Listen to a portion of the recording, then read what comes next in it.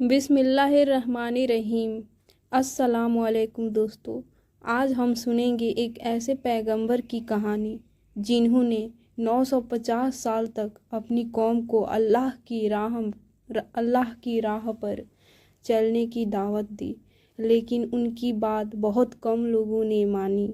यह कहानी है हज़रत नूह अलैहिस्सलाम की। हज़रत नूह अलैहिस्सलाम हज़रत आदम अलैहिस्सलाम के कई पीढ़ी बाद आए। उनके ज़माने के लोग अल्लाह को भूल चुके थे। वे लकड़ी और पत्थर के बुतों को पूजते थे और उनको खुदा मानते थे। अल्लाह ताला ने हज़रत नूह को नबी बनाकर भेजा और फरमाया, ऐ नूह, अपनी कौम को मेरी तरफ बुलाओ, उन्हें समझाओ कि सिर्फ मैं ही उनका रब हूँ।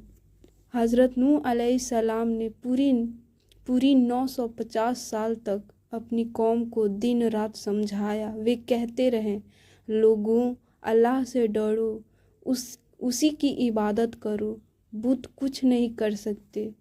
लेकिन कौम के सरदार, अमीर लोग और ज़्यादातर लोग कहते, तुम तो बस एक इंसान हो, अगर अल्लाह कुछ भेजता तो कोई फरिश्ता भेजता।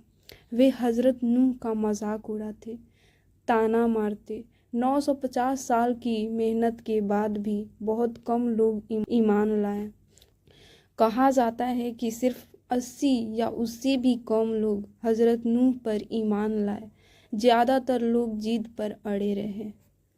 जब अल्लाह ने देखा कि यह कौम अब नहीं मानेगी तो हुक्म दिया, ऐ नूह, अब तुम मेरी निगरानी में एक बड़ी कश्ती बनाओ और उसमें अपने साथ ईमान वाले और हर जानवर का एक एक जोड़ा ले लेना।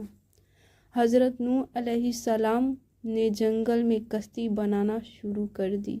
लोग हंसते और कहते, देखो देखो, नूह कश्ती बना रहे हैं, वो भी सूखी ज़मीन पर। लेकिन नूह अलैहिस्सलाम ने ध्यान नहीं दिया, क्योंकि उन्हें पता था कि अल्लाह का वादा सच्चा है। जब कश्ती पूरी